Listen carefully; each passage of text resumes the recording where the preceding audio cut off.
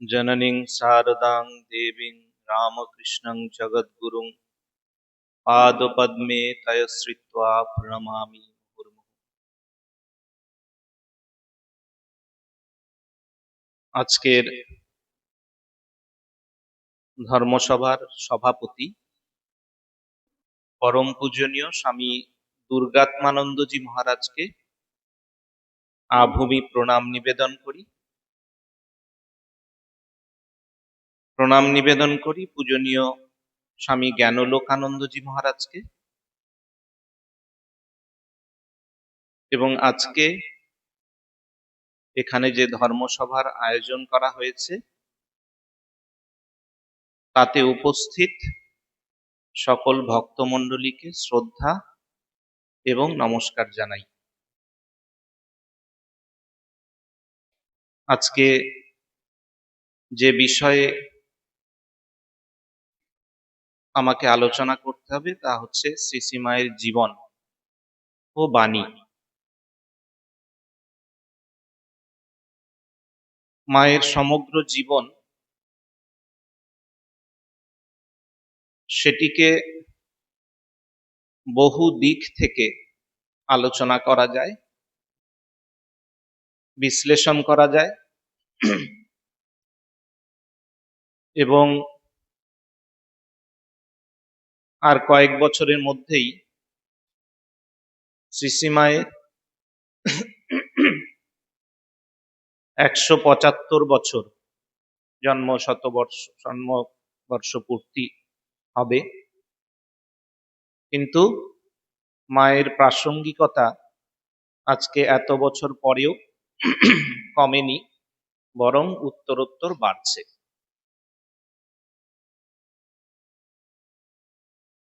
ঠাকুর মায়ের সম্পর্কে এক জায়গায় বলেছিলেন, ওর প্রসঙ্গে, ও সারদা, সরস্বতী জ্ঞান দিতে এসেছে। এটি খুব পরিচিত কথা।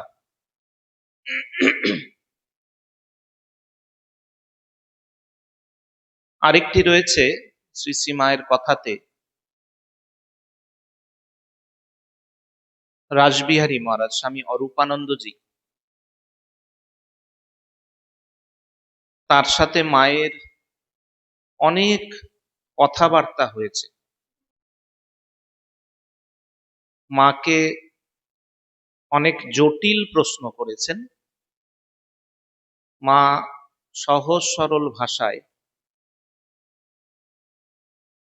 সেগুলির উত্তর দিয়েছেন, খুব প্রাসঙ্গিক তাৎপর্যপূর্ণ উত্তর।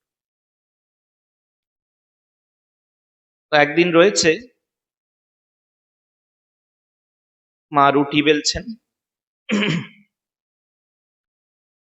অরূপানন্দজি বলছেন যে মা, তোমাকে এই যে দেখছি তুমি রুটি বেলছো, এসব কি?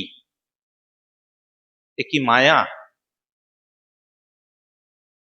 মা বলছেন যে মায়া বই কি, মায়া ছাড়া আর কি? তা না হলে আমি বৈকুণ্ঠে নারায়ণের পাশে লক্ষ্মী হয়ে থাকতুম, তাই তো? তার মানে মা একদিকে ঠাকুর বলছেন তিনি সরস্বতী, এই রূপে এসেছেন, আর মায়ের এই নিজ মুখের কথা থেকে ইঙ্গিত পাই তিনি লক্ষ্মী। যেখানেই সরস্বতী, তার প্রকাশ আমরা দেখি কিভাবে? বিদ্যা দিয়ে। আর যেখানে লক্ষ্মী, তার প্রকাশ আমরা দেখি, টাকা পয়সা বলবো না, অন্য একটা শব্দ ব্যবহার করবো, সেটি হচ্ছে শ্রী, সৌন্দর্য। মায়ের জীবনে এই যে বিদ্যা এবং শ্রী, তিনি সারদা, তিনি লক্ষ্মী, তাই তার জীবনে বিদ্যা এবং শ্রী দুইয়ের প্রকাশ রয়েছে। কিরকম প্রকাশ রয়েছে তার কিছু কিছু পরিচয় তুলে ধর। যখনই এই বিদ্যা এবং শ্রীয়ের প্রসঙ্গ আসে, তখনই যে প্রসঙ্গ নিয়ে আসবো সেটি হচ্ছে ষোড়শী পূজা। আপনারা জানেন, লীলা প্রসঙ্গে রয়েছে যে ফলহারিণী কালী পুজোর দিন ঠাকুর মাকে ষোড়শী জ্ঞানে পুজো করেছিলেন। যখন মাকে আসনে বসিয়ে ঠাকুর পুজো করছেন, তখন তাকে জল ছিটিয়ে অভিষিক্ত করেছিলেন, করে একটি প্রার্থনা করেছিলেন। লীলা প্রসঙ্গে যেরকম আছে সেটিকেই বলি। প্রার্থনা হচ্ছে, হে বালে, হে সর্বশক্তির অধীশ্বরী, ত্রিপুরা সুন্দরী, সিদ্ধিদ্বার উন্মুক্ত করো। এবং বলছেন তারপর, এই শরীরকে পবিত্র করে একে আশ্রয় করে এতে আবির্ভূত হয়ে সর্বকল্যাণ সাধন করো। ঠাকুর আহ্বান করছেন, ত্রিপুরা সুন্দরীর কথা বলছেন, ত্রিপুর সুন্দরীর কথা বলছেন। মা ত্রিপুর সুন্দরীকে তিনি মায়ের শরীর মনকে পবিত্র করে সেইখানে আবির্ভূতা হতে করার জন্য প্রার্থনা করছেন, আহ্বান জানাচ্ছেন। আমরা যে দশ মহাবিদ্যার কথা জানি, সেই দশ মহাবিদ্যার একজন হচ্ছে, বিদ্যা হচ্ছে ষোড়শী। দশ মহাবিদ্যার একজন হচ্ছে ষোড়শী। এই ষোড়শীরই অন্য কয়েকটি নাম রয়েছে। তাকে শ্রীবিদ্যা বলে, ত্রিপুরা সুন্দরী বলে, ললিতা বলে, ইত্যাদি।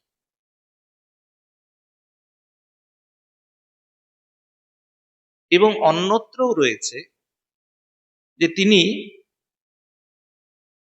একটি শিব পার্বতীর উপাখ্যান রয়েছে, আমি সেই উপাখ্যানে বিস্তৃত যাব না। সেখানে রয়েছে যে তিনি এই জগতে পরিচিত হবেন সুন্দরী, পঞ্চমী, শ্রী শ্রী, ত্রিপুরা সুন্দরী ইত্যাদি নামে। আমি এটি বললাম এই কারণে যে ত্রিপুরা সুন্দরী, ষোড়শী, শ্রী, বিদ্যা, এগুলোর সংযোগ কোথায় সেইটিকে বোঝানোর জন্য। অন্যভাবে বলতে গেলে স্বয়ং আদ্যাশক্তি জগন্মাতাই কিন্তু এই শরীরে আবির্ভূতা হয়েছে। তাকেই আমরা মাকে বিভিন্ন সময় সরস্বতী বলছি, কখনো জগদ্ধাত্রী, কখনো বিভিন্ন রূপে, যেখানে যা ভাবে অনেকের কাছে অনেকভাবে দর্শন দিয়েছেন। তিনি আদ্যাশক্তি স্বয়ং এই রূপে এসেছেন। ঠাকুর তাকে ষোড়শী পূজা করেছিলেন, ত্রিপুরা সুন্দরীকে আহ্বান করেছিলেন সেইখানে আবির্ভূতা হওয়ার জন্য। তো এই যে বিদ্যা এবং শ্রী, যাকে শ্রীরামকৃষ্ণদেব আহ্বান করছেন, এই বিদ্যা এবং শ্রী তার দুটি কি বলবো, যেন তার সাথে জুড়ে রয়েছে। এই তো মায়ের জীবনে আমরা যদি এইটি ভাবি যে শ্রীসীমার জীবনে মা, আমরা বিদ্যা অর্থে যা বুঝাই, পুঁথিগত বিদ্যা, প্রচুর পড়াশুনো করেছেন, সেক্ষেত্রে তা নয়, কিন্তু সে দিয়ে তো বিদ্যার যাচাই হয় না। মা কিন্তু ছোটবেলায় একটু আধটু পড়াশোনা করার, লেখাপড়ার চেষ্টা করেছেন। বলছেন যে প্রসন্ন, রামনাথ ওরা সব পাঠশালায় যেত, মা ওদের কাছ থেকে কি করতেন, ওই সেখান থেকে আমি বর্ণ পরিচয় পড়তুম বলছেন, আমি ওখান থেকে ওদের কাছ থেকে বর্ণ পরিচয় পড়তুম। সঙ্গে লক্ষ্মী দিদি ছিলেন। তারপর বলছেন হৃদয় সেটা পছন্দ করলো না, হৃদয় কেড়ে নিলে, কিন্তু লক্ষ্মী ছাড়লে না। তো ওইভাবে মা একটু আধটু কিন্তু লেখাপড়া অল্প একটু আধটু পড়েছেন, বর্ণপরিচয়ের বই ইত্যাদি। কিন্তু মায়ের জীবন যদি দেখি, সেখানে দেখব আধ্যাত্মিক বিদ্যার কথা তো ছেড়ে দিলাম, তিনি জগজ্জননী স্বয়ং, কিন্তু এই দৈনন্দিন জীবনে চলার পথে যে বিদ্যা বুদ্ধি দরকার, মায়ের জীবনে দেখতে পাই তার অসাধারণ প্রকাশ। ছোট ছোট ছোট ছোট বিষয় তিনি নিজে লেখাপড়া আমরা যে অর্থে বলি করিনি বটে, কিন্তু চিরকাল লেখাপড়া এবং বিদ্যার জন্য উৎসাহ দিয়ে গেছেন। বলছেন যে দেখো বিয়ে দিতে পারছো না, নিবেদিতার স্কুলে রেখে দাও। নিবেদিতার যে বাগবাজারের স্কুল ততদিনে হয়ে গেছে, বলছেন নিবেদিতার স্কুলে থাকবে, লেখাপড়া শিখবে, বেশ হবে। তিনি নিজে সাধু ব্রহ্মচারীদের পড়াশোনার জন্য উৎসাহ দিতেন, তারা যাতে ইংরেজি শিখতে পারে তার জন্য মাস্টার রাখার ব্যবস্থা করছেন। শ্রীসীমা রয়েছেন, মায়ের কাছে এক ভদ্রমহিলা এসছেন, এসে বলছেন যে তার স্বামী, তার অর্থ উপার্জন সেরকম নয়, স্বাভাবিকভাবেই তার ছেলেটিকে পড়াতে পারছেন না। মা বলছেন ঠিক আছে। উনি শরৎ মহাজকে বললেন, বলে সারগাছিতে তখন অখণ্ডানন্দজি অনাথ বালকদের রাখতে শুরু করেছেন, লেখে পড়াচ্ছেন, সেবা টেবা ইত্যাদি করছেন। তার সেখানে ব্যবস্থা করে দিলেন, সে যাতে সেখানে থেকে পড়াশোনা করতে পারে। এরকম আরেকটি ঘটনা রয়েছে, এক বিধবা মহিলা, তার একটি মাত্র সন্তান। সেই মহিলা এসে মাকে ধরলেন, বললেন যে আমার ছেলেটা যদি লেখাপড়া না শেখে তো মুখ্যই থেকে যাবে। মা বললেন ঠিক আছে, সারগাছিতে পাঠিয়ে দিই। শরৎ মহাজের সঙ্গে পরামর্শ করলেন, মাস্টার মশাইয়ের সাথে পরামর্শ করলেন,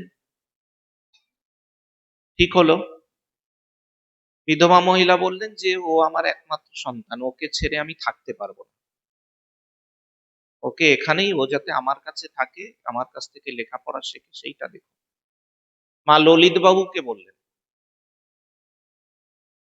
ললিত বাবু বললেন মা আপনি কোনো চিন্তা করবেন না, ওর মাসে মাসে যা খরচ লেখাপড়া করার সেটা আমি দিয়ে দেবো। তো ওই বিধবা মহিলার কাছে টাকা দিয়ে দেবেন।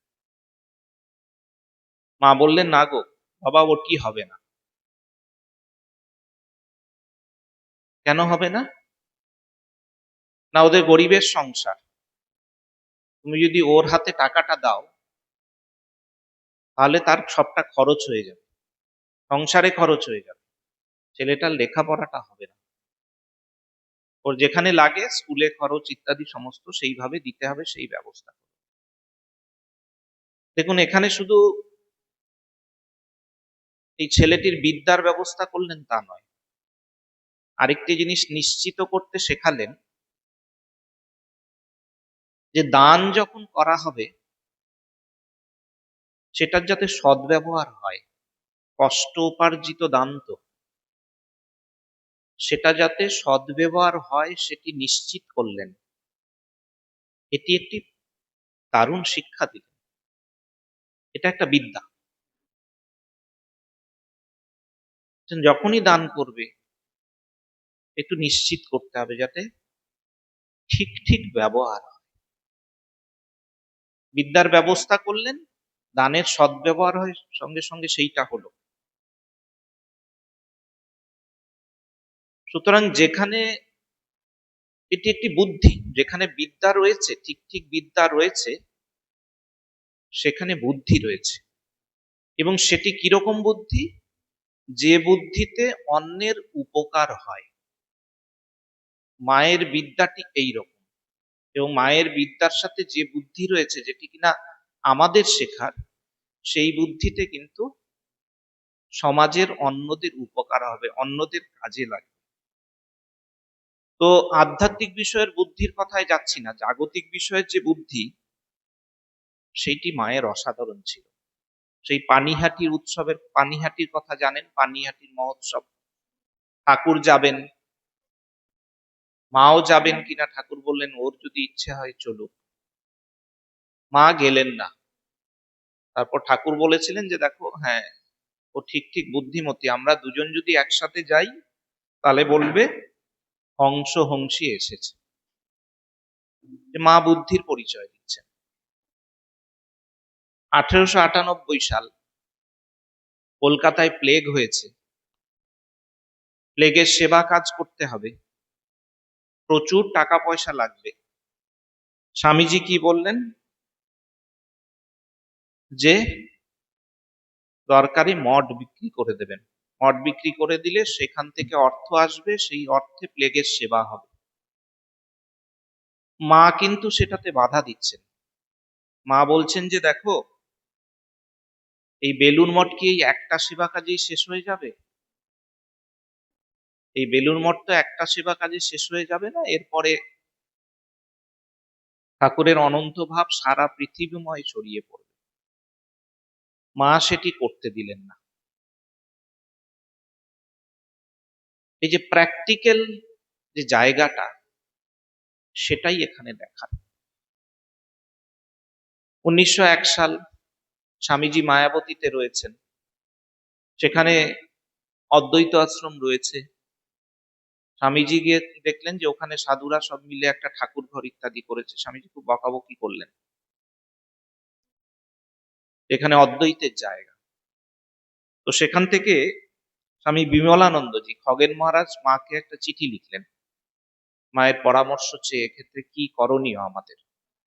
মা কিন্তু তার সিদ্ধান্ত দিলেন। মা বললেন আমাদের গুরু যিনি, তিনি তো অদ্বৈতী, তোমরা সেই গুরুর শিষ্য, সুতরাং তোমরা অদ্বৈতবাদী। ওখানে কিন্তু ওই রকমই হবে, এটা সবাই বুঝে নিল।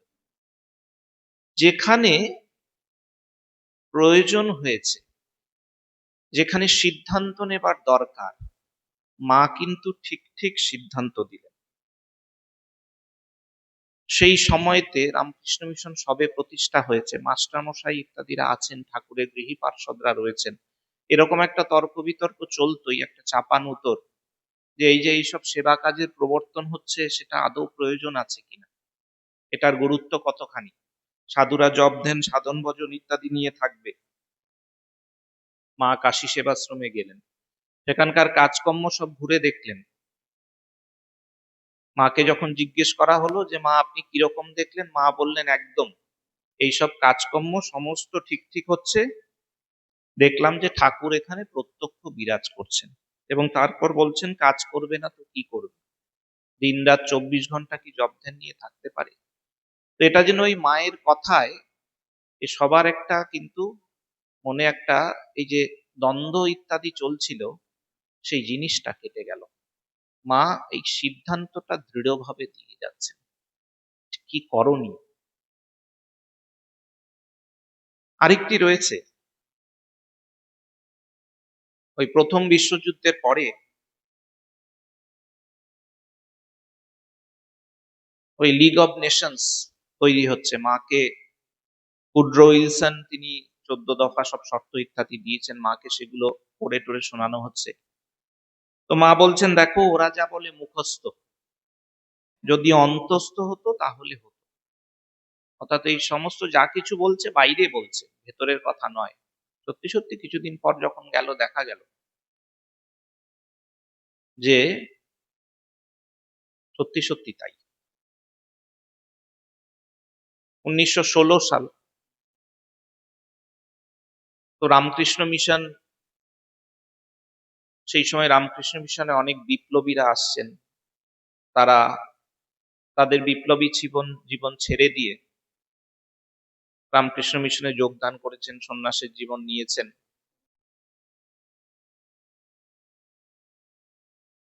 সেই নিয়ে সেই সময় যে গভর্নর লর্ড কারমাইকেল, তিনি একটা বিবৃতি দিলেন, রামকৃষ্ণ মিশন সম্পর্কে নেতিবাচক বিবৃতি দিলেন। স্বাভাবিকভাবেই সেই সময় ব্রিটিশ শাসন, এই নেতিবাচক বিবৃতি সকলে খুব ভয় পেয়ে গেল।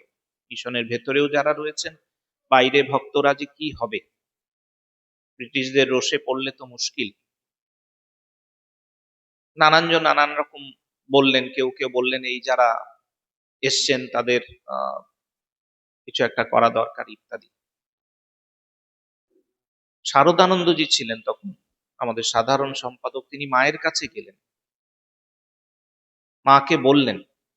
মা বললেন সে কি, মায়ের কথার যা ভাবার্থ যে দেখো, এই ঠাকুরের নামে যারা সত্যস্বরূপ ঠাকুরের নামে যারা ঘর বাড়ি ছেড়ে এসছে, তারা কখনোই এরকম করবে না, কোনো প্রকার অন্য প্রকার মিথ্যা ভান ইত্যাদি।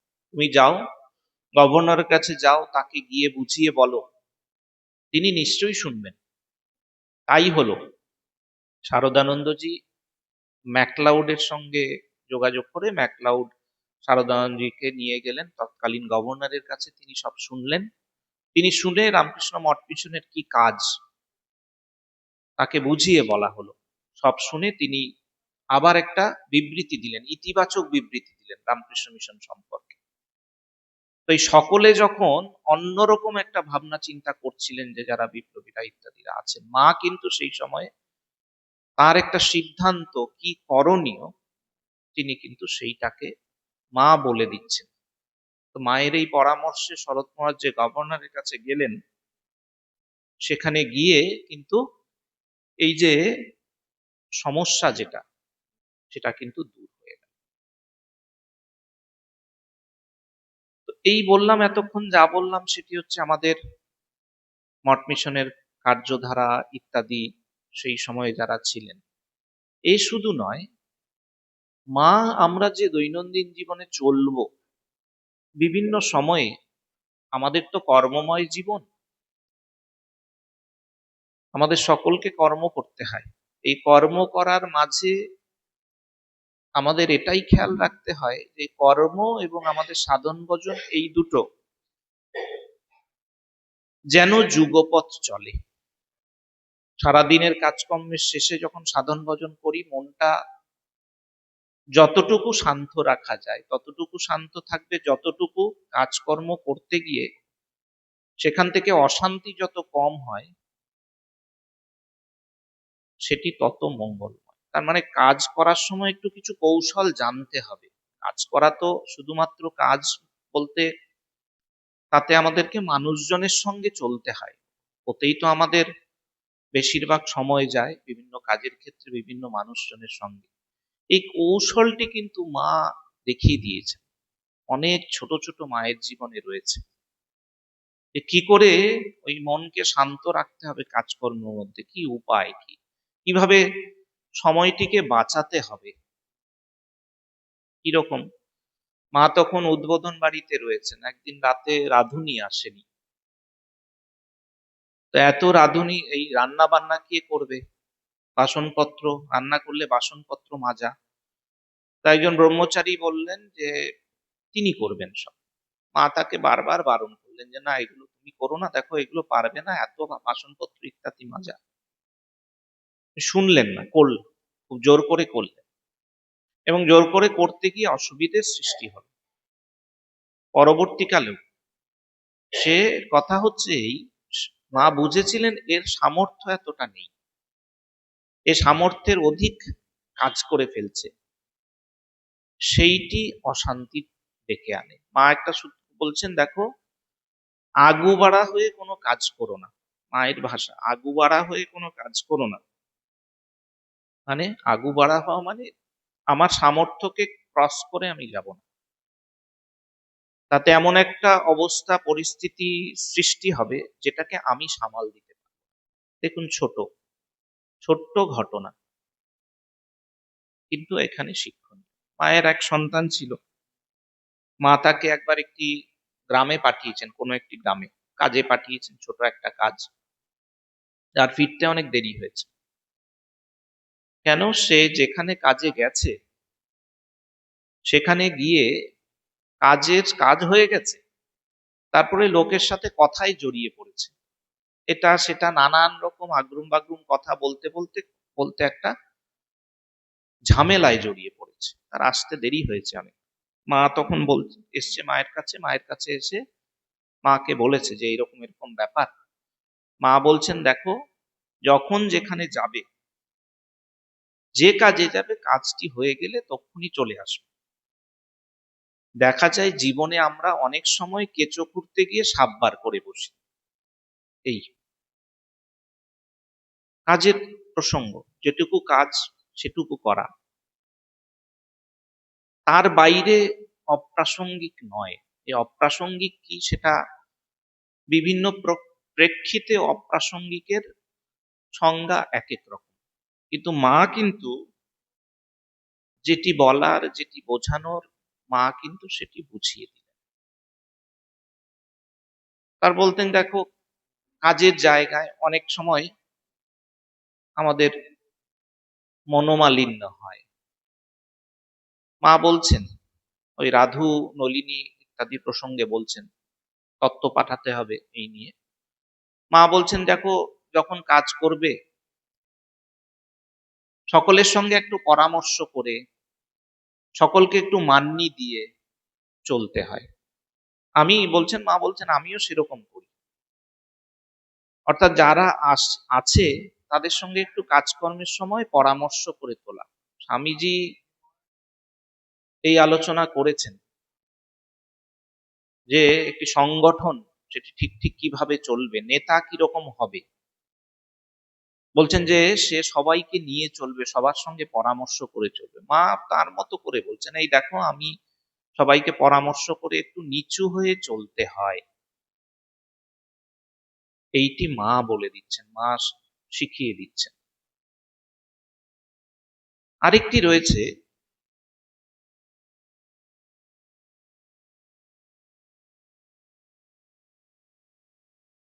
অনেক সময় আমাদের জীবনে এমন অনেক পরিস্থিতি আসে যেটা অনাকাঙ্ক্ষিত, অনভিপ্রেত। মানে আমরা ভাবতেই পারি না যে এরকম একটা ব্যাপার এসছে। আমরা সেটার জন্য পাশের পরিবেশ পরিস্থিতিকে দায়ী করি, দোষারোপ করি। মায়ের জীবনে দেখা যায় মা এটাকে অন্যভাবে নিচ্ছে। কিরকম? একবার মা জয়রামবাটিতে রয়েছে, একটা টেবিল রয়েছে, ওপরে কাঠ রয়েছে, পরিষ্কার করতে যাবেন, ঝাড়ু দিচ্ছেন, টেবিলটাকে সরাতে গেছেন, ওই কাঠ, জোড়া কাঠ পড়ে গেছে মায়ের পায়ে, কেটে রক্ত বেরোচ্ছে। মা ধরে বসেছেন, চামড়া একটু ছিঁড়ে গেছে, মায়ের চোখ দিয়ে জল পড়ছে। পাশে নলিনী দিদি যারা ছিলেন এসে চিৎকার চেঁচামেচি শুরু করেছেন, তোমার খুব বেশি, তোমার এইসব করার কি দরকার, ইত্যাদি। মাও চুপ করে আছেন, কিছু বলছেন না। বলছেন, হ্যাঁ দেখো, একটা ছেলে এসেছিল, তাকে বললেই হতো, ইত্যাদি। তাই ও কাছে সেবক সন্তান ছিলেন, এসে সেটাকে করে দিলেন, একটু কিছু শুশ্রূষা করে দিলেন। এটি একটি ঘটনা। আরেকটি রয়েছে, মায়ের পায়ে বাত ছিল, তেল মালিশ করতে হতো। তো জয়রামবাটিতে একজন নাপিতের বাস ছিল, একজন নাপিত সে এসছে মায়ের কাছে, সঙ্গে তার এক আত্মীয়, তাকে নিয়ে এসছে, সে ভালো কবিরাজি জানে। তো মাকে বলছে, মা, এই ভালো কবিরাজি জানে, আপনার তো পায়ে বাত আছে, আপনি যদি বলেন তাহলে সে কিছু একটু শিকড় নিয়ে আসবে। ঠিক আছে। সে গিয়ে জঙ্গল থেকে একটা শিকড় নিয়ে এলো, সেটা বাটা হলো, বেটে মায়ের ওই হাঁটুতে, একজন তার সেবক ছিল, সে তাকে বললো ওটা লাগিয়ে দিতে। লাগানোর সাথে সাথেই একদম জ্বলে গিয়ে ফোস্কা পড়ে গেল। মা চিৎকার করে উঠলেন, চোখ দিয়ে জল পড়ছে। বাকিরা জড়ো হয়ে গেল। তারা চিৎকার করে সেই নাপিত, তার আত্মীয় কবিরাজ, তাকে বিদ্রুপ করতে লাগলো, নানান রকম বলতে গেল। মা একটা কথা বললেন না। মা কি করতে হবে বলে দিলেন, ঘি একটু জলে লাগিয়ে এখানে লাগাতে হবে। এই দুটি ঘটনা, দুটি আলাদা আলাদা পরিস্থিতি। অন্যরা এসে চিৎকার চেঁচামেচি করছেন, মা চুপ করে আছেন। মা তারপরে বললেন, প্রথম ঘটনার প্রেক্ষিতেই, যে মানুষ স্বীয় কর্মের ফল ভোগ করে, মানুষ নিজের কর্মের ফল ভোগ করে। এরকম পরিস্থিতিতে ঈশ্বরের ওপর নির্ভর করতে হবে, এটা নিজের কর্মফলেই হচ্ছে, এই ভাবনা রেখে ঈশ্বরের ওপর নির্ভর করতে হবে। অর্থাৎ পরিস্থিতি যেটা হচ্ছে সেটা আমার কর্মফলে ছিল, কোনোভাবে অনেকে ইনস্ট্রুমেন্ট হয়ে গেছে, গিয়ে এটা এই ঘটনা ঘটেছে যার ফল ভোগ করতে হচ্ছে। মা এতে অস্থির হলেন না। কেন অস্থির হলেন না? ওই একটা ভাবনা মা আমাদের শিখিয়ে দিলেন, কিন্তু এই ভাবনাটা ভেবে স্থির থাকতে হবে। এই এটি হচ্ছে বিদ্যা। আর অধ্যাত্ম জীবনের কথা আলাদা করে বলবো না, মা সাধন ভজন প্রসঙ্গে অনেক কথা বলেছেন। যেমন একজন মাকে জিজ্ঞেস করেছিল, মা ব্রহ্মজ্ঞান কি করে হয়? মা বললেন, বাবা দেখো, ওটি খুব কঠিন, ও পথ কঠিন পথ, তোমরা ঠাকুরকে ডাকো, তার উপরই নির্ভর করো, দেখবে তিনি সব জানিয়ে দেবেন, তার দয়া হলে কিন্তু সব ঠিক ঠিক হবে। এই তিনি ঠাকুরকে দেখিয়ে দিচ্ছেন, তার দয়া হলে আমাদের জীবনে সব সম্ভব। এই হলো মায়ের জীবনে বিদ্যার প্রকাশ। আমি কিন্তু সেই বিদ্যার জায়গাগুলোকে তুলে ধরেছি, যে বিদ্যা ছোট ছোট বিভিন্ন ঘটনায় মায়ের জীবনে প্রকাশ পেয়েছে, যে বিদ্যাগুলো আমাদের কর্মময় জীবনে, আমাদের চলার পথে সেই বিদ্যাগুলো কিন্তু কাজে লাগবে যদি আমরা সেগুলো মনন করি। এ হচ্ছে মা সরস্বতী, মা বিদ্যা। এবার হচ্ছে মা লক্ষ্মী, শ্রী। প্রথমেই বলেছিলাম, ঠাকুর বলছেন যে ও সারদা সরস্বতী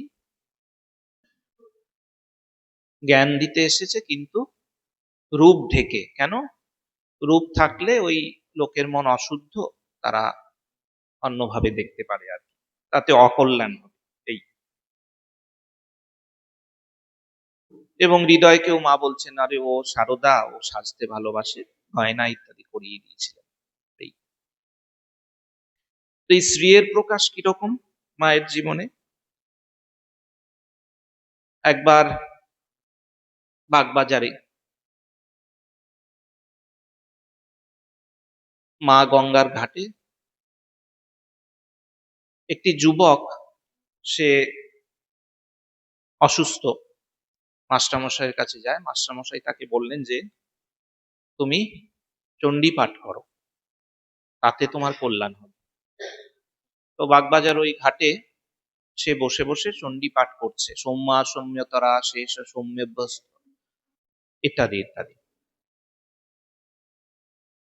তো এই চণ্ডী পাঠ করছে, মা সেইখানে ছিলেন।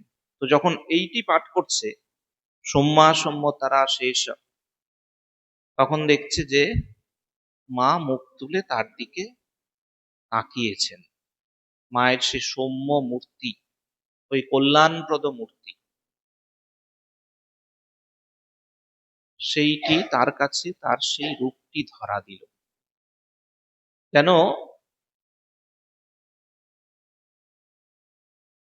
ওই যে এই শ্লোকে যে আছে, তিনি অতি সুন্দরী, সৌম্য, যেন মা সেটা যেন সম্মতি দিচ্ছেন, এরকম ভাবে আমরা ভাবতে পারি। ঠাকুরের শরীর যাবার পরে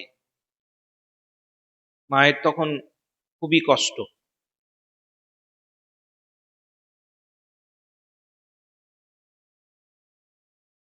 বৃন্দাবনে গেলেন, তীর্থে গেলেন, পঞ্চতপা করছেন। তো তিনি তার সমস্ত গয়না খুলে দেবেন। তো গৌরীমা সেটা জানতে পেরেছেন। তো গৌরীমা মাকে বলছেন খুব সুন্দর, অর্থাৎ মা সধবার বেশ। তো গৌরীমা মাকে বলছেন যে দেখো, ঠাকুর নিত্য বর্তমান, আর তুমি স্বয়ং লক্ষ্মী। তুমি সধবার বেশ ত্যাগ করলে জগতের অকল্যাণ হবে। তুমি যদি সধবার বেশ ত্যাগ করো, জগতের অকল্যাণ হবে। মা কিন্তু শুনলেন তার কথা।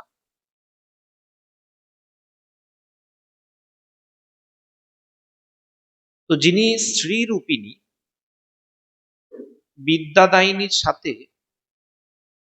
যিনি স্ত্রী রূপিণী, তার সমস্ত কর্মে একটা সৌন্দর্য থাকবে, একটা শৃঙ্খলা থাকবে, একটা গতি থাকবে। তিনি তিনি শ্রীময়ী। মায়ের জীবনে এরকম, মায়ের সমস্ত জীবনযাপন যদি দেখা যায়, সারা জীবনটি জুড়ে দেখা যাবে তার সমস্ত কিছুর মধ্যে সৌন্দর্য রয়েছে। কাজকর্ম সুন্দর, কথাবার্তা সুন্দর, আচার ব্যবহার সুন্দর, সমস্ত কিছু নিখুঁত একেবারে। দক্ষিণেশ্বরে রয়েছে, ঠাকুর কিছু পাট এনে দিলেন, এনে বললেন যে দেখো এটা দিয়ে শিকে পাকিয়ে দাও। কেন না ওই শিকে রাখবেন, ছেলেদের জন্য সন্দেশ ইত্যাদি রাখবেন। মা সেই পাট নিলেন, সেটা দিয়ে শিকে তৈরি হলো, কিছু বেশি হলো, মা সেটা দিয়ে বালিশ তৈরি করলেন, ফেসর বালিশ, সেটা দিয়ে তিনি ব্যবহার করছেন। এই যে সামান্য জিনিস পাট, সেটা থেকে একটা উদ্বৃত্ত হয়েছে, সেইটা মধ্যেই একটা শ্রী রয়েছে। চমৎকার মালা গাঁথতে একবার রয়েছে, মা একবার নিজেই বলছেন যে আমি রঙ্গন ফুল আর জুঁই ফুল সেটি দিয়ে মালা গেঁথেছি, গোড়ে মালা গেঁথেছি, সেটাকে জলে রাখা হয়েছে,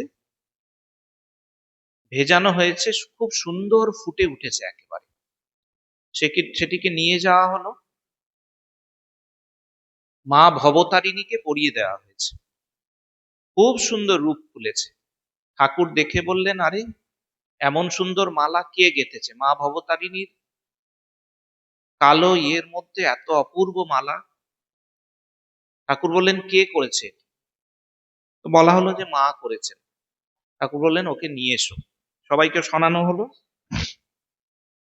মা এলেন, মা এসে দর্শন করলেন মা ভবতারিণী, তারপরে আবার চলে গেলেন। এই প্রত্যেকটা কাজ একেবারে নিখুঁত। গিরিশ বাবু এসেছেন, খুবই শৌখিন, কলকাতা থেকে এসছেন, জয়রামবাটিতে রয়েছেন। গিরিশ বাবুর একেবারে পরিপাটি, সমস্ত খুব সুন্দর দরকার, তার বিছানার চাদর, বালিশ ইত্যাদি সমস্ত পরিষ্কার দরকার। তিনি রোজ দেখেন যে বিছানার সমস্ত কিছু পরিষ্কার পরিচ্ছন্ন। কি করে সম্ভব? একদিন চোখে পড়লো যে মা পুকুর পাড়ে বসে এই সমস্ত কাপড়গুলো কাচাকাচি করছেন, পরিষ্কার পরিচ্ছন্ন, একদম নিখুঁত, পরিপাটি একেবারে। অর্থাৎ কোথাও কোনো এতটুকু খুঁত নেই। একদিন রাতের বেলা তার সন্তান, সেবক সন্তান উঠেছেন, দেখছেন একটা লণ্ঠন নিয়ে ওই উঠোনের মাঝখানে কেউ কিছু করছে। গিয়ে দেখছেন মা ওখান থেকে যে খোলামকুচি রয়েছে সেগুলো করছে। মা তাকে বলছেন মা কি করছেন? বলছেন না এই খোলামকুচি পড়ে আছে, ছেলেগুলো দিনের বেলায় হাঁটবে, তাদের পায়ে লাগবে, সেগুলোকে তুলে ফেলে দিচ্ছে।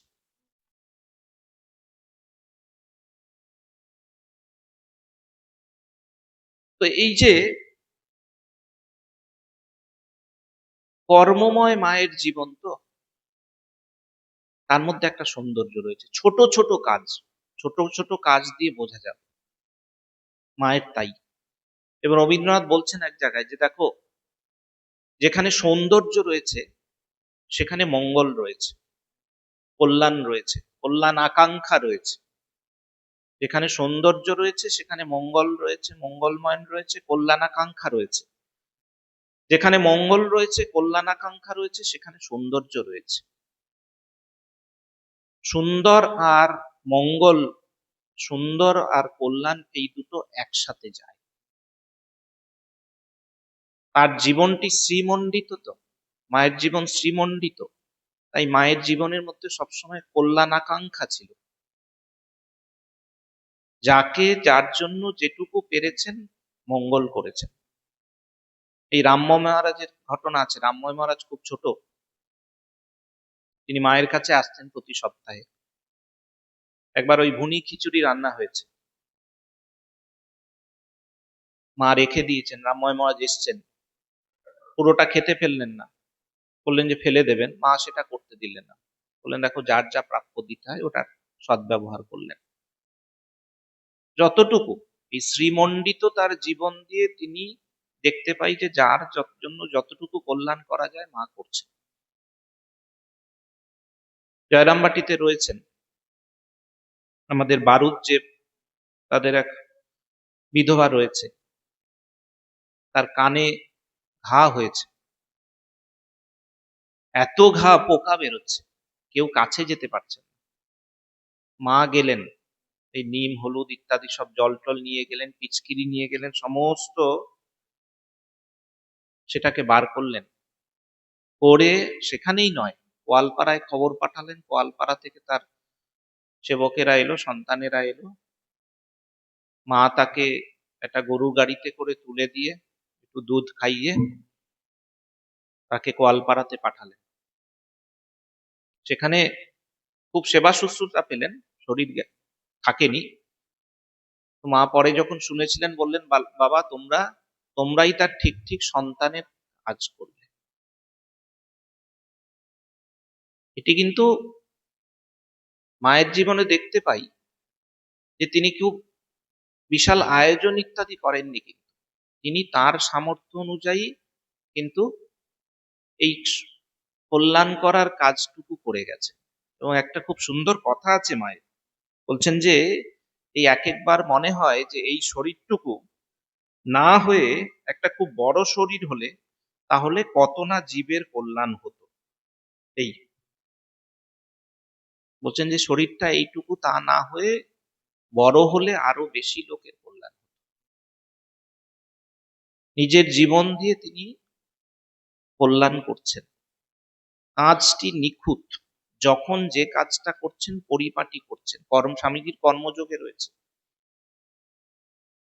যে যখন যে কাজটা করবে সেটাই যেন তোমার পূজা। মা কিন্তু ওইভাবেই করতেন। একবার জয়রামবাটিতে ওই রকম পাতা, ভক্তরা প্রসাদ পাবে, সেখানে পাতা পাতা হচ্ছে, মা দেখছেন পাতাগুলো ঠিক ঠিক ধোয়া হয়নি। মা বললেন এগুলো ঠিক করো, ওঠো, পাতাগুলো নাও, পাতাগুলো ভালো করে ধুয়ে মোছো।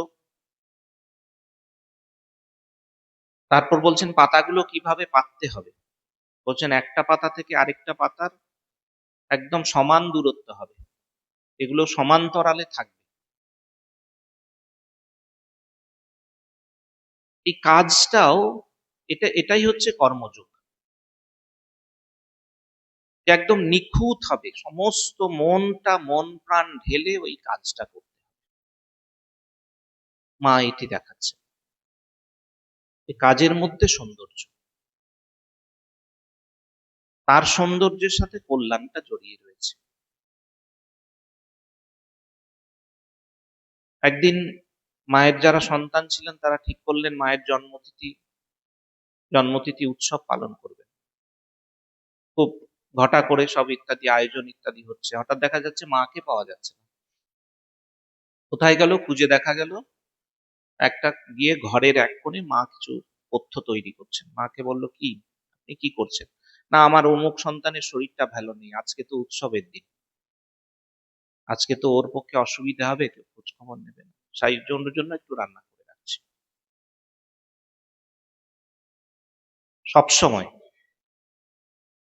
তার জীবনটি অন্যের জন্য উৎসর্গীকৃত, কল্যাণাকাঙ্ক্ষা জড়িয়ে রয়েছে। কিন্তু কারোর মা দেখতেন যে মা এতটুকু, যত কম সেবা নেওয়া যায় অন্যের, তার সঙ্গে যারা আছে, যতটুকু কম কষ্ট হয়, কষ্ট যত নিজে নেওয়া যায় মায়ের ক্ষেত্রে। একটা সুন্দর ঘটনা রয়েছে কিশোরী মহারাজের সাথে মায়ের। কিশোরী মহারাজ রোজ জানা আমোদর নদে স্নান করতে, তো সেখানে স্নান করতে গিয়ে তিনি ওই কলসিতে করে জল নিয়ে এসেছেন, এসে রেখে দিয়েছেন মায়ের ঘরে।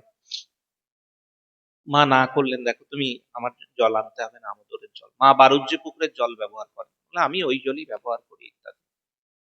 কিশোরী মহারাজ দেখছেন মা কিন্তু ব্যবহার করলেন ওই জল, খেলেন টেলেন ইত্যাদি। তিনি দ্বিতীয় দিন নিয়ে এসছেন আবার। মা বলছেন, দেখো তুমি কেন আনছো, তোমাকে বলছি কষ্ট করে, কি দরকার, তুমি কেন আনছো, আনবে না। কিশোরী মহারাজ কিছু বলেনি, দেখলেন মা আবার সেদিনও ব্যবহার করেছে। আবার নিয়ে এসছেন তৃতীয় দিন। এই দিন মা খুব রেগে গেছে।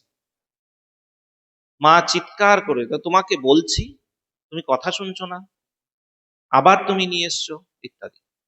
কিশোরী মহারাজও গলা চড়িয়েছেন, বলছেন, আমি যাই ওখানে, আমি জল আনি, আনবো, আপনি ব্যবহার করুন না করুন। কেউ খুব জোর করে বলেছে।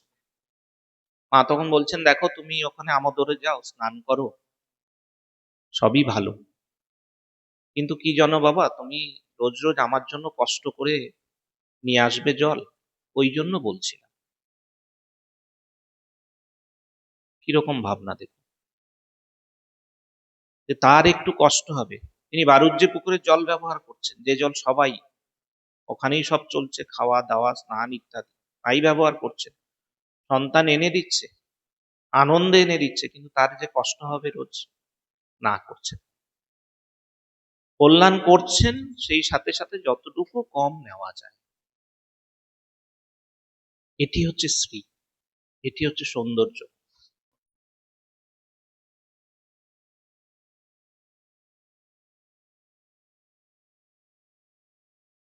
তো মায়ের জীবনে এইরকম বহু প্রাসঙ্গিক ঘটনা রয়েছে। আমাদের শিশুপাল বধ,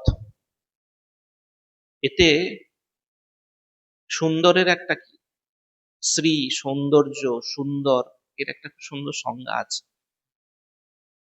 বলছে সুন্দর কি, বলছে যে সেটাই সুন্দর যেটা ক্ষণে ক্ষণে রূপ বদলায়,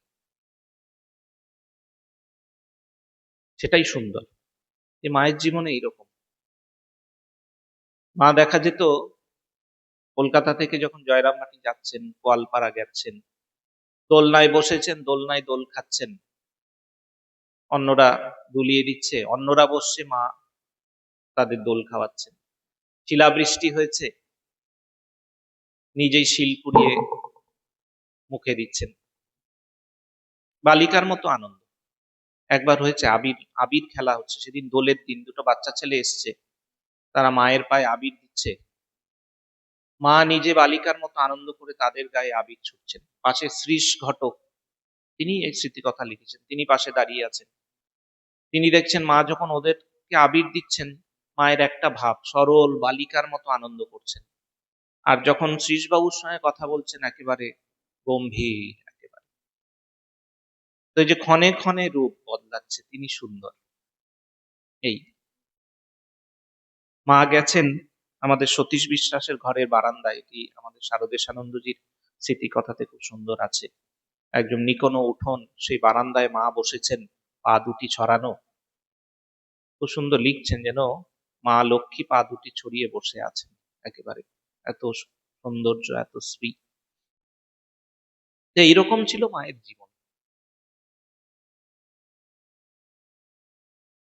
সুষমা মণ্ডিত, শ্রীমণ্ডিত। আরেকটি সুন্দরের খুব সুন্দর সংজ্ঞা আছে, বলছে সুন্দর কি, সেই সুন্দরের সংখ্যা শাস্ত্রে পাওয়া যায়, নানান রকম ভাবে বলা হয় কোনটাকে সুন্দর। এটা খুব সুন্দর বলছেন, সেটাই সুন্দর যেখানে আমাদের মনটা লেগে যায়, আমাদের মনে যেটা ভালো লাগে, মনে যেটা ধরে। তো মায়ের জীবন এমনই, মায়ের কথাবার্তা, মিষ্টি কথায় সমস্ত বলছেন, তার কথাবার্তা, কাজকর্ম সমস্ত এমনই, যেটি আমাদের মনে ধরে যায়। তিনি সুন্দর। মা এইরকম একজন, তার জগজ্জননী স্বরূপ, তার আদ্যা শক্তি স্বরূপ, সেটিকে